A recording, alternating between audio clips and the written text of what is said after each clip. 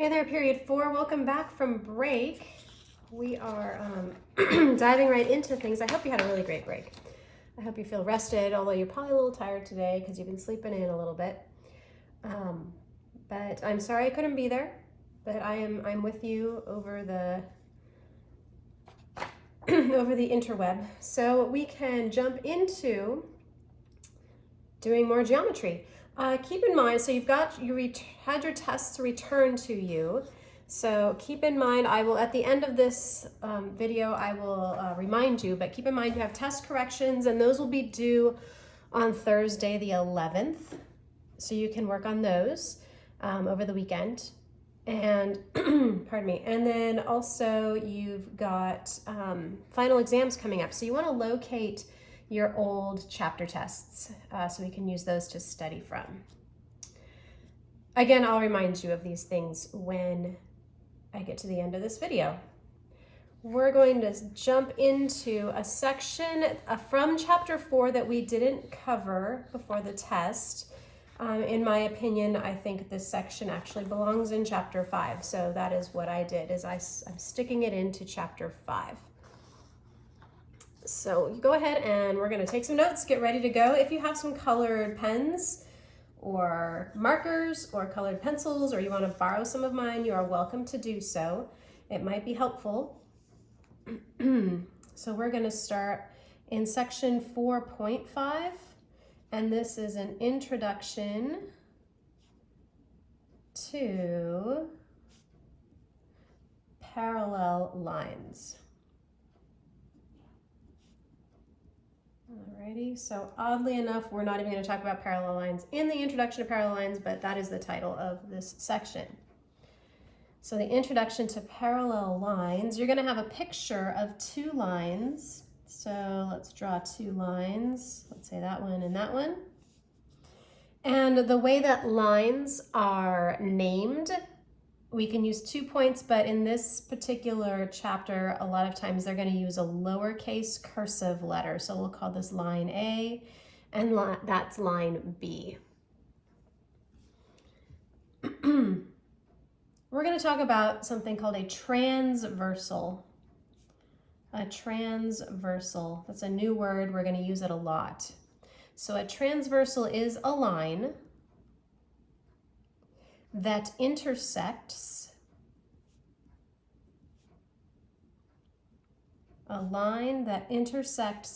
two lines in two distinct points. A line that intersects two lines in two distinct points. So I'm going to draw a transversal. This line here, we will call the line T. And it is a transversal because it intersects A and B in two different places. So if we had a situation where we had two lines here and then a third line intersecting like so, this is not a transversal because it does not intersect the two lines in two distinct places. It only intersects at one. So this is not a transversal. Here, I'll use one of my fancy markers. Not a transversal, okay? Has to intersect in two distinct points. So here and here. Okay, so I want you to grab worksheet number 1. Worksheet number 1 looks like this, or at least problem number 1 on worksheet 1 looks like this. Okay, and it says, in the diagram below, T is a transversal that intersects line L1 and line L2. They see the little subscripts, so that oddly enough, they named the lines the same letter, but they're giving them a different subscript number. So T is right here, and it's a transversal of line L1 and line L2. So our job is to name another pair of lines and their transversal. So let's go through and find a bunch of different lines and their transversal. So let's look at line, let's do line T. I have a grandfather clock, ready? It is, oh, it's only 1 o'clock, so we're only gonna get one dong from the chime here. Hold on. There it goes. Okay, so let's look at line T and line L3. So T and line L3.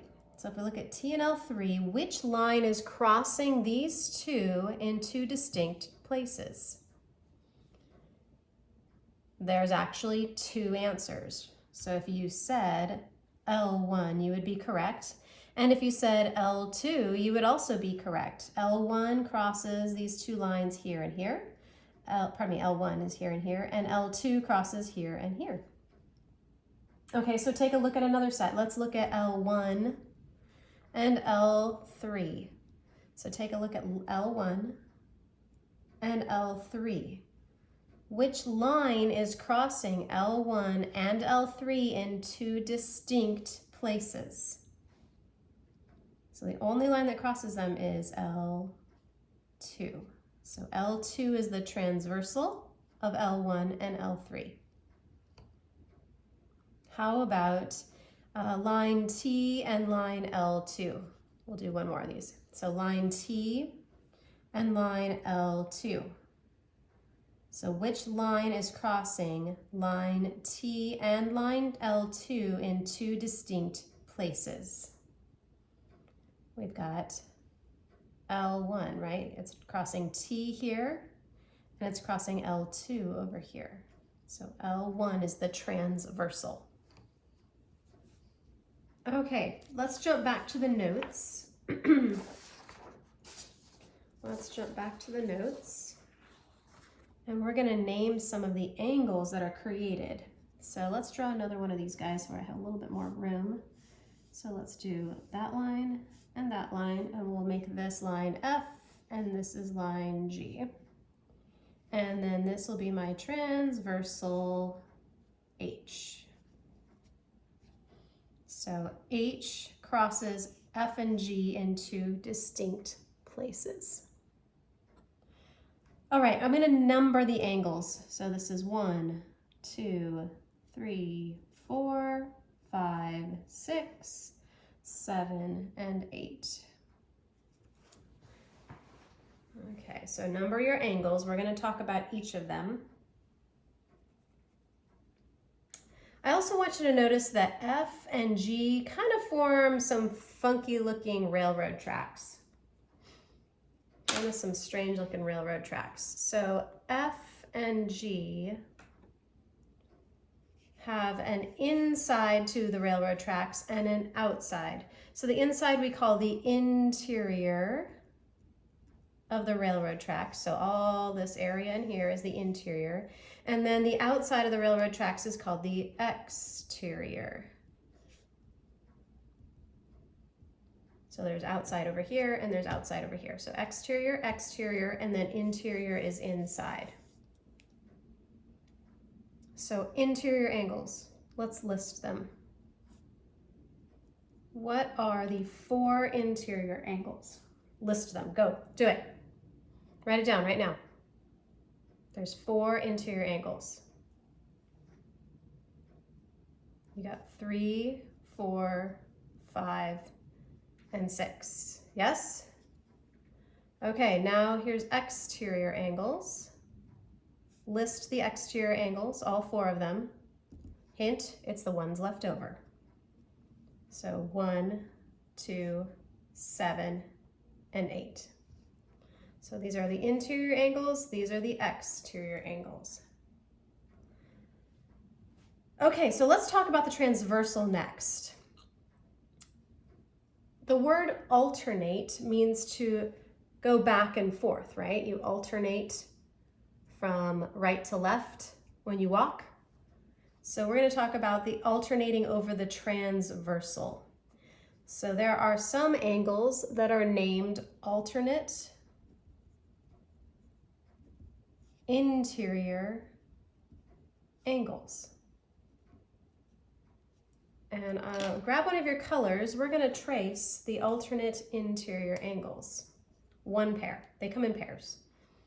So if one of my interior angles is angle 4, the alternate interior angle would be angle 5. See, it's on the other side of the transversal, but we're still on the interior. So angle 4 and angle 5 are alternate interior angles. And look at what letter, when you trace them, like I did with this blue color, what letter they form.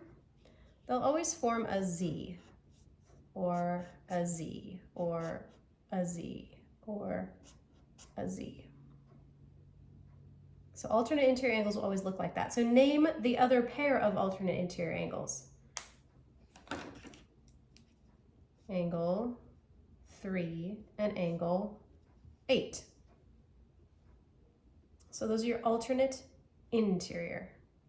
Well, guess what? If you have alternate interior angles, you're going to have alternate exterior angles.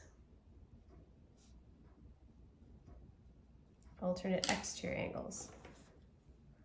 So those are angles that are on the exterior, and they alternate across the transversal. So one pair, there's two pairs. Here's one pair. I'm going to trace angle 2, and its alternate exterior partner is on the other side of the transversal and on the exterior. So it's 7.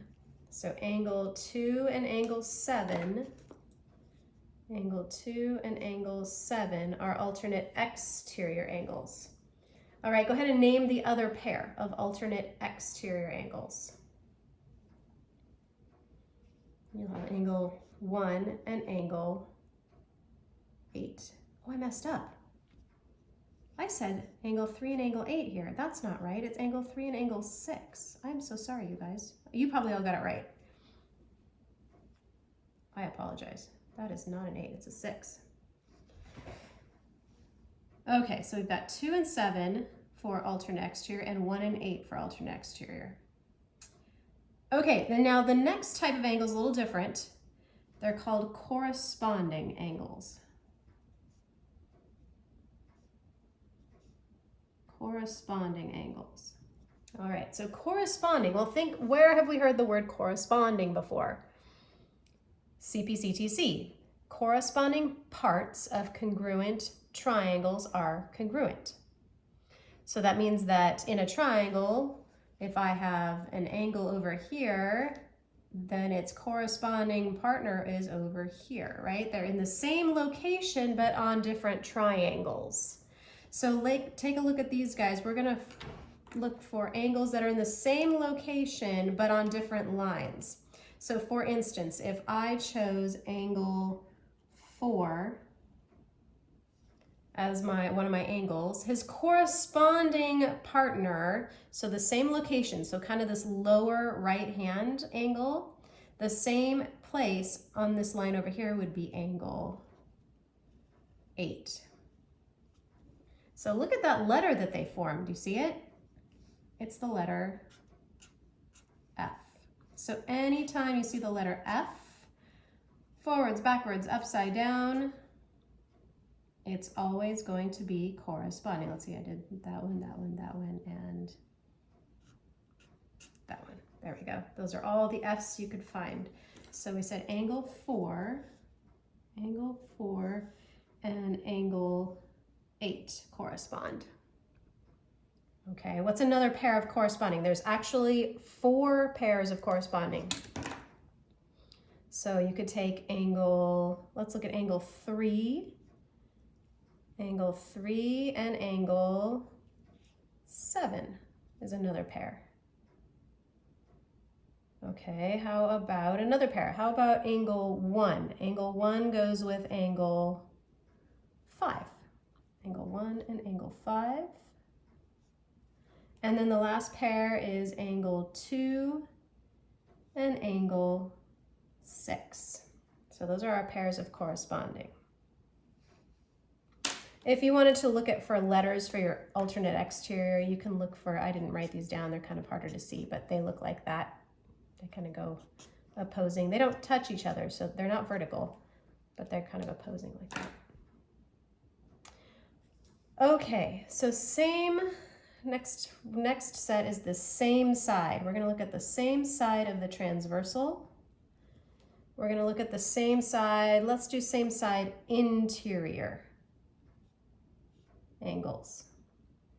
So same side interior angles. Here we go. I'm going to trace angle 3. And then the same side of the transversal, so we're on the left, and interior, the partner would be angle 5. So same side interior angles. So angle 3 and angle 5. And then there's one other pair of same side interior angles. So that would be angle 4 and angle 6. And notice their letter that they form is a C backwards or forwards or upside down.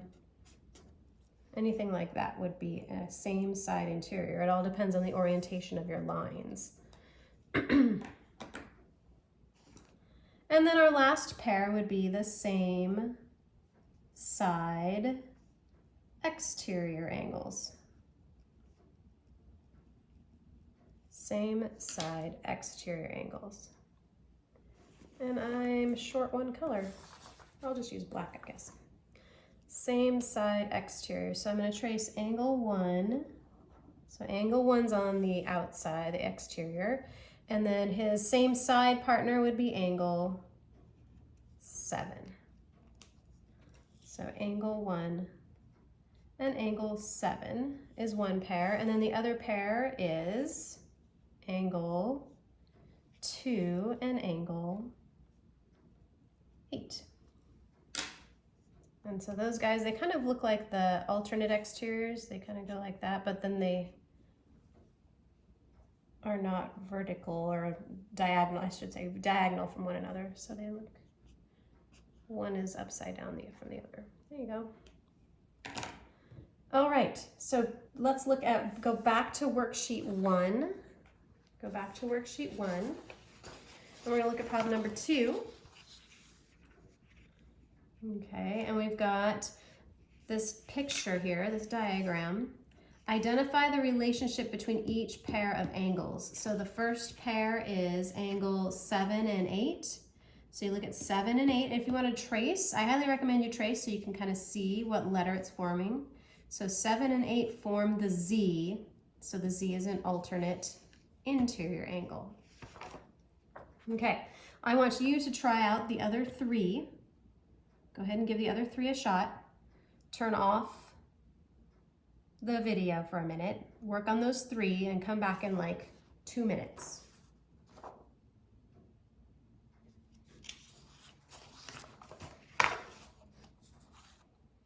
Okay, so you're back. So here we go. B, angle 2 and angle 7, you should have corresponding angles. 1 and 6, same side exterior. 5 and 7 are same side interior. How did you do? Okay, we got these? They're not too bad. They're actually kind of fun. Okay, so now you're gonna continue on. So number 3, problem number 3, you have to flip to the back page, flip the page over. So problem number 3, here's the picture that goes with 3. And so you're going to kind of fill in the blanks. So find an alternate exterior angle to angle 2. If angle 2 is on this side, so we're on the left, we're on the exterior, we're looking for an alternate exterior, so angle 2 goes with angle 6. So angle 6 would be our answer there. Okay, so go ahead and take about 2 minutes, if that. You probably don't even need that, probably like a minute to do B, C, and D. Ready, go. My clock is gonna go off in just a moment here. We're about 1/2 the hour.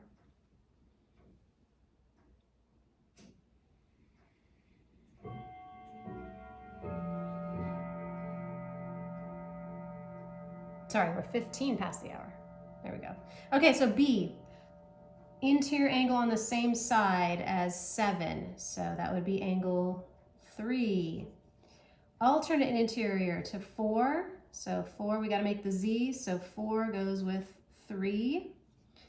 And an angle corresponding to 5. So 5 is on the lower left on this line here. Then we need to go up here. Lower left on this line would be angle 3 also. Okay, so do number 4. You're going to identify the following angles, name the 2 lines and the transversal you're using. So part A, 2 angles corresponding to angle 1. So if we look at angle 1, corresponding to angle 1, we would have, let's look over here on the right, we would have angle 3. And the 2 lines are L1 and L2. L1 and L2. And the transversal would be L3. But then there's another pair because it says 2 angles correspond to angle 1. Angle 3 is the first angle. Take a look at angle 1 corresponding to angle 1. Let's look down here at this line. So angle 1 would go with angle 7 on this line. And then our 2 lines would be L3 and L4, and the transversal is L1. See how that works? All right, so you do B, C, and D. This might take actually about 2 minutes. So go ahead and stop the video and work on those.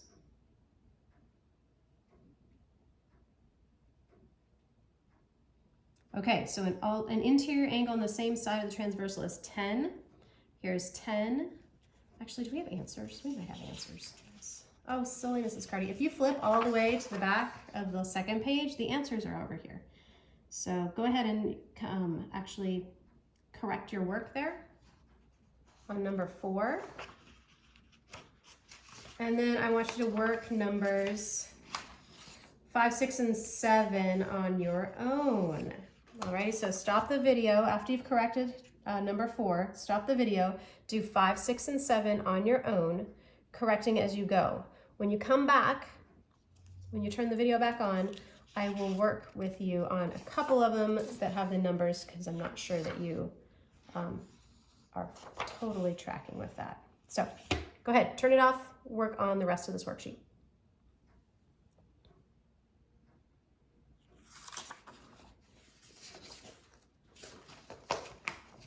Okay, you're back, and let's look at number 7. So number 7, we've got this diagram. We're going to calculate the sizes of each of the interior angles and what is their sum. So the interior angles here, well, if we've got 85 here, you know what, let's just figure out all the angles. So 85 has a vertical partner in angle 2. So angle 2 is an 85 also. And 85 is supplementary to angle 3. So we can do a little bit of math there. 180 minus 85. 180 minus 85. Let's see, we'll get a 95, right? So angle 1 is 95 degrees, and angle 3 is 95 degrees. Okay, look down here at this set of 4. Angle 5 is going to equal, it's vertical, right? So it's 5 is equal to 112. And then 112 is supplementary to 6. So 180 minus 112. Let's see, we'll get a 68. Yes, does that work? I think so, yeah. So angle 6 is a 68 degree angle, and angle 4 is also supplementary, or you could say it's vertical to 6. It's supplementary to 112. All right, so 7 and 8, we got them. Oh no, I'm sorry, that's just 7, because 8, the picture's on the back page. So go ahead and try 8. If you haven't tried 8, check your work with the solutions. You ready? All right, and then you can stop the video until everybody's finished.